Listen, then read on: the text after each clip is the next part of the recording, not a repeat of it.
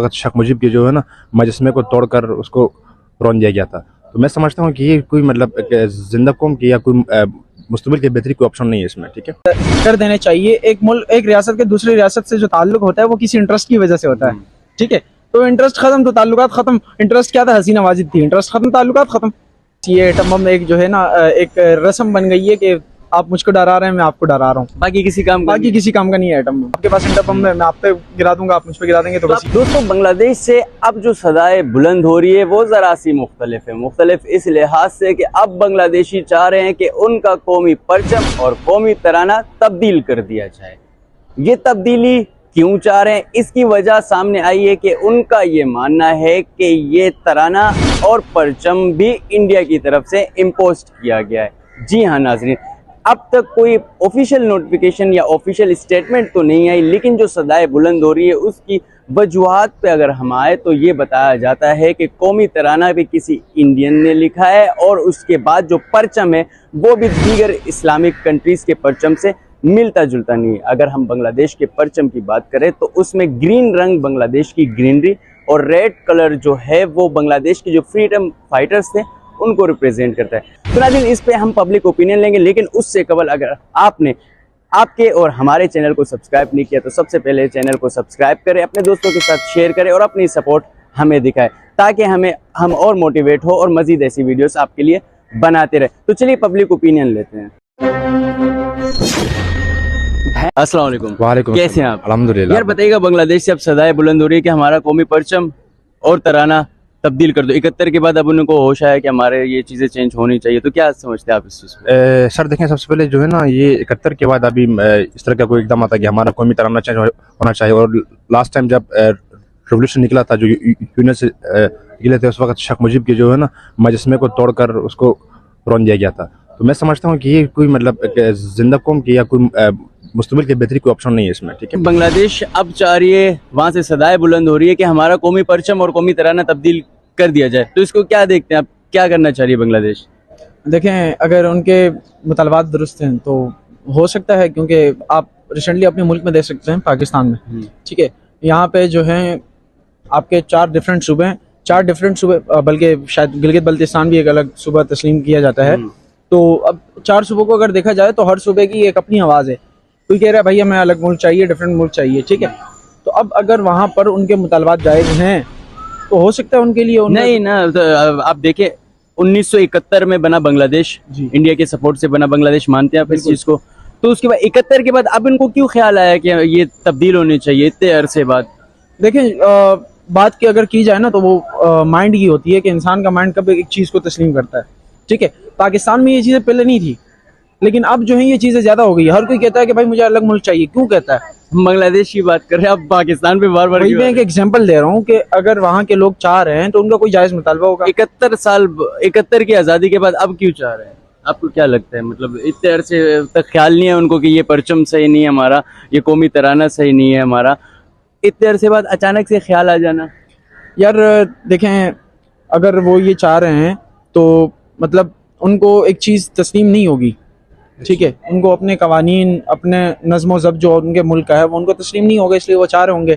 नहीं, तस्लीम नहीं थी। शेख हसीना की गवर्नमेंट से उनको इख्तलाफ था, शेख हसीना भी चली गई। अब मोहम्मद यूनिस की गवर्नमेंट है जो चाह रहे थे अवाम जहाँ जो एहतजाज कर रहे थे वो उनको मिल गया। लेकिन उसके बाद अचानक से ये कह देना कि हमारा कौमी परचम और उसके बाद कौमी तराना तब्दील किया जाए, और उसकी वजह ये बताई जा रही है कि इंडिया की तरफ से ये कौमी तराना और कौमी परचम बांग्लादेश पर इम्पोज किया गया है। इस पर मैं आपसे बाकी ये कि जब आप कोई रियासत बनती है, स्टेट बनती है, तो उसके कुछ मकासद होते हैं, कुछ उसके जो है ना इंटीरियर्स होते हैं, और कुछ उनके मतलब एक मंशूर होता है, एक आइन होती है, दस्तूर होती है, उसके तहत जाकर वो फिर रियासत बनती है। आप मतलब कि 35-40 साल के बाद आप एक रियासत बना रहे हो और अभी जाकर उसको तोड़ रहे हो, तो ये मतलब नाकाबिल फरामोश और बहुत अफसोसनाक वाक़या है। अगर कोई ऐसा एकदम अगर बांग्लादेश के अंदर हो रहा है तो फ्यूचर में इसके बड़े बड़े नुकसान उठाने पड़ेंगे। उनका ये मानना है कि ये कौमी तराना और परचम इंडिया की तरफ से हम पे इम्पोज किया गया है। वो इतने एंटी इंडिया हो गए हैं कि उनको लगता है कि परचम और तराना ये भी इंडिया की तरफ से, इसलिए हम इसको चेंज करना चाह रहे हैं। 71 की जंग के बाद देखें, आपको माजी की तरफ देखना पड़ेगा हमें कि पीछे क्या हुआ था। 71 में हुआ यह था कि उस वक्त जो बंगाल को सपोर्ट सबसे ज़्यादा सपोर्ट मिली थी इंडिया से। एज आ पाकिस्तानी हमें ये चीज़ समझना चाहिए कि जो उसको आगा हुआ है, उसके अंदर जो सबसे बड़ी सपोर्ट मिली थी इंडिया की। और इंडिया को मतलब अब अगर इंडिया किस तरह की मतलब वो एंटी जा रहे हैं कि भाई इंडिया ने ऐसा किया वैसा किया, भाई जैसे भी लिखा है जो भी लिखा है ये चीज़ें आपको पहले सोचनी चाहिए थी। जब आपने पहले सोचा नहीं है तो अब एक चलता हुआ हंसता बसता हुआ मुल्क आप लेकर डूब रहे हो, तो इसका नुकसान बहुत बड़े नुकसान हो सकता है। तो आपको लगता है अभी ये बौखलाहट का शिकार है बांग्लादेश, और बांग्लादेश जो भी स्टेप्स उठा रही है वो गलती की तरफ ही जा रही है? देखिए दुनिया के अंदर रेवोल्यूशन जो आया है सबसे बड़ी यूनिवर्सिटीज आया। मैं थोड़ा सा माजी भी चलाऊंगा। अगर आप अफगानिस्तान के मसले के ऊपर बात कर रहे हो तो गुलबदीन वो वाहिद बंदा था जिसने अफगान यूनिवर्सिटी से जो है ना तालीम हासिल करने के बाद रशिया को चैलेंज करके डिस्पोज किया था। अगर आप मिस्र की तारीख उठा के देखोगे तो मिस्र के अंदर जो रेवोल्यूशन आया वो भी इसी यूनिवर्सिटी से आया है। अगर बंगाल के अंदर भी अगर कोई ऐसा रेवोल्यूशन आ रहा है या हमें देखने को मिल रहा है तो ही यूनिवर्सिटी स्टूडेंट हैं सारे। वो जो पुराने सियासतदान है जो हसीना जावेद है वो तो शार्ट हो गई है इंडिया की तरफ। तो स्टूडेंट यूनियन अगर कोई इस तरह का कोई इकदाम कर रहे हैं तो कुछ सोचा होगा इन लोगों ने, लेकिन इंटरनेशनल रिलेशन के तहत या अक़वामी सतह पर उसके कोई मतलब बेहतरीन फायदे अब तो ये हो गया कि शेख हसीना चली गई, अब तो गवर्नमेंट जो है यूनुस के पास है, मोहम्मद यूनुस साहब के पास है, तो उसके बाद अब ऐसे इकदाम क्यों कर रही है? अब वो चाह रहे हैं कि अब से कुछ दिन पहले ये स्टेटमेंट आया था कि हम पाकिस्तान के साथ मिलकर एटम बम बनाएंगे और इंडिया को डराएंगे। तो इंडिया इतनी बड़ी रियासत है, आपको लगता है बांग्लादेश को ऐसे स्टेप उठाने चाहिए कि चीज़ें अमन की बर्बादी की तरफ जाए, या ऐसे स्टेप उठाने चाहिए कि ताल्लुकात बेहतर बनाए? क्योंकि जिस हिसाब से बांग्लादेश तरक्की कर रहा था वो तरक्की रुक गई है और उनकी आवाम भूख और प्यास से अब मर रही, और तकरीबन अनकरीब वो बैंकरप्ट भी हो सकते हैं। बिल्कुल ऐसा है। देखिए सबसे पहले जो है ना हमें इंटरनेशनल रिलेशन में ये चीज़ पढ़ाया जाता है कि मसले का हल जो है ना मिल बैठ के बात करने से है, ठीक है। डायलॉग जो है ना वो वाहिद हल है, डिप्लोमेटिक के जरिए से आप मसलों का हल मिल बैठ के कर सकते हैं। अगर आप रियासतों के अंदर इंतशार फैलाने की कोशिश करेंगे तो फिर वो रियासतें तबाही की तरफ ही जाते हैं। आप माजी की मिसालें आपके सामने हैं।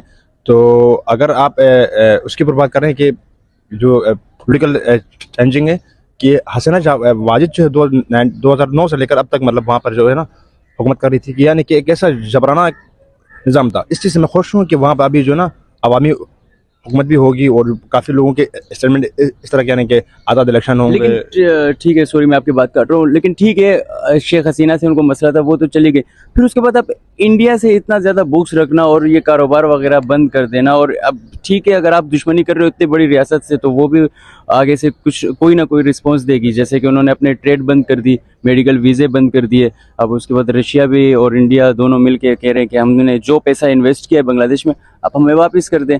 वो भी वापस करने की अभी काबिलियत नहीं है फिलहाल बांग्लादेश में, और उस पर यह कहना है कि कौमी परचम कौमी तराना भी तब्दील कर दो क्योंकि ये इंडिया ने इम्पोज किया हुआ है, और इंडिया के साथ टक्कर लेने के लिए हर वो कोशिश बांग्लादेश कर रही है। इस पर क्या कहेंगे? देखें इस जदीद दौर में अगर आप अपने इंटरनेशनली डायलॉग्स हैं या इंटरनेशनल रिलेशन है या डिप्लोमेटिक या फॉरेन पॉलिसी को अगर आप ख़राब कर रहे हो तो मैं समझता हूँ सबसे बड़े बेवकूफ़ हो, ठीक है। दुनिया जो है ना डेवलप पे आ चुकी है, ट्रेड पे आ चुकी है। अगर इंडिया इस वक्त ये बात हमें मानना चाहिए कि इंडिया बहुत आगे आने वाला है और बहुत आगे जा रहा है, क्योंकि उसने काम किया है माशी लिहाज से, इकनॉमिक लिहाज से, और उसके बाद चाहे वो सियासी हो, समाजी हो, व्हाटएवर, वो बहुत आगे जाने की कोशिश कर रहा है। रही बात आप जो बांग्लादेश के जो पॉलिटिक्स है उसको सोचना चाहिए। आपके साथ में जो पाकिस्तान है वो इतना मतलब वो खुद डूब रहा है और आपको भी ले डूबेगा, और कोई ऐसा कंट्री नहीं जिससे आप मतलब जो है ना ट्रीट कर सकें। तो आपको चाहे कि इंडिया से ताल्लुकात बेहतर करने की बजाय वो छोटी छोटी बातों को लेकर अगर आप इंडिया से ताल्लुकात खराब कर रहे हो तो ये अपना नुकसान कर रहे हैं, और उसको चाहे कि बेहतरीन कोई हल तलाश करें, कोई ऐसा डिप्लोमेटिक हल तलाश करें जिससे ना आपको नुकसान हो, ना आपकी सियासत को नुकसान हो, ना आपकी जो है ना रियासत को नुकसान हो। कोई ऐसा एकदम जाहिर सी बात है हर मसले का हल तो है, लेकिन अब उस हल को तलाश करने के लिए आपको खुद से सोचना पड़ेगा कि क्या करना है। लेकिन बदकिस्मती से ऐसा कुछ दिखाई नहीं दे रहा। एक तराने की तहत आप पूरी पॉलिटिक्स को, पूरी रमायत को चेंज कर रहे हो, तो ये तो आपकी तस्वीर के बड़ा मसला बन सकता है इन फ्यूचर। क्या कहेंगे कि इंडिया के साथ ताल्लुकात बेहतर करने चाहिए नहीं करने चाहिए? हसीना वाजिद की अगर बात की जाए तो देखा जाए जब उनकी हुकूमत गिरा दी गई तो वो डायरेक्ट मतलब चौपर में इंडिया गई हैं, मतलब उनके कनेक्शन थे इंडिया के साथ। क्राइसिस की बात की जाए तो क्राइसिस अगर हुकूमत अच्छी होगी तो उनकी क्राइसिस भी अच्छी हो जाएगी। बाकी इंडिया के साथ ताल्लुकात मैं तो कहता हूँ नहीं इस्तेमाल करने चाहिए, नहीं करने चाहिए। जी बिल्कुल। तो इंडिया के जो उधार है वो कैसे चुकता है? देखें जब हुकूमत चेंज हो गई, हुकूमत चेंज होने के बाद जो उधार का सिस्टम है तो वो खत्म हो गया। वो मतलब अगर मैं आपसे उधार लेता हूं, नहीं, ये रियासत ने उधार लिया, ये वापस देने पड़ेंगे। ऐसा नहीं हो सकता कि आपके भाई ने उधार लिया तो आप नहीं दोगे। नहीं, रियासत का उधार है, रियासत के लिए उधार लिया गया है। वो प्लांट्स जो बांग्लादेश में लगे हुए इंडिया के वो अब भी मौजूद है और वो इलेक्ट्रिसिटी प्रोवाइड कर रहे हैं, बहुत सारे प्रोडक्ट्स इंडिया के चल रहे हैं, तो उधार लिया है वापस करना पड़ेगा। अफगानिस्तान को एक रियासत तस्लीम करते हैं?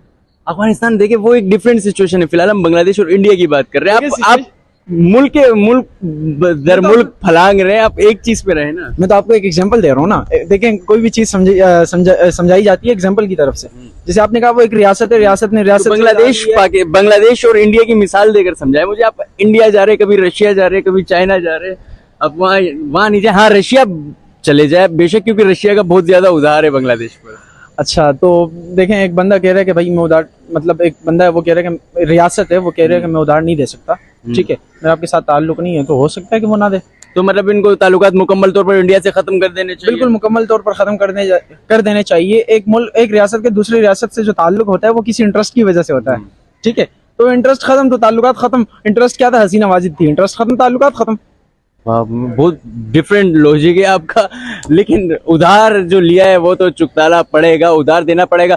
और अगर इंडिया से ताल्लुकात खत्म करते, ठीक है, ताल्लुकात आप खत्म कर रहे हैं, इंडिया का पैसा वापस कर देंगे, इन फ्यूचर आपके पास आ जाता है, लेकिन उसके बाद कह रहे हैं कि हम पाकिस्तान के साथ मिलकर एटम बम बनाएंगे और इंडिया को डराएंगे। इंडिया हमें डराता है क्योंकि उसके पास एटम बम है, अब हम बनाएंगे तो इंडिया को डराएंगे। देखें, क्या कह सकते हैं इस हवाले से। बस ये एटम बम एक जो है ना, एक रस्म बन गई है कि आप मुझको डरा रहे हैं, मैं आपको डरा रहा हूँ। बाकी किसी काम का नहीं है एटम बम। अच्छा, आज तक जापान के अलावा अगर देखा जाए तो मुश्किल से 100 में से 10% इस्तेमाल किया गया है एटम, बस इस एटम बम, इसलिए जापान ने इस्तेमाल किया था एटम बम। तो दोस्तों, ये थी आज की वीडियो और ये थे पब्लिक ओपिनियंस जो हमने आप तक पहुंचाए। पर्सनली मेरी अगर राय पूछे तो मेरी राय ये है कि बांग्लादेश को 71 के बाद अब ख्याल आना कि हमारा कौमी परचम और कौमी तराना तब्दील कर दिया जाए, ये महज हिमाकत है और बांग्लादेश हिमाकतें दोहराए जा रहा है। नाज़रीन, इसी के साथ मैं वीडियो एंड करता चलूँ, लेकिन एंड से पहले आप सबसे रिक्वेस्ट है, अगर आपने अपने और हमारे चैनल को सब्सक्राइब नहीं किया तो लाजमी हमारे चैनल को सब्सक्राइब करें और अपने दोस्तों के साथ शेयर करना बिल्कुल भी नहीं भूलिएगा। तो इसी के साथ वीडियो का करते हैं इख्तिताम। अल्लाह हाफिज़, अल्लाह निगहबान।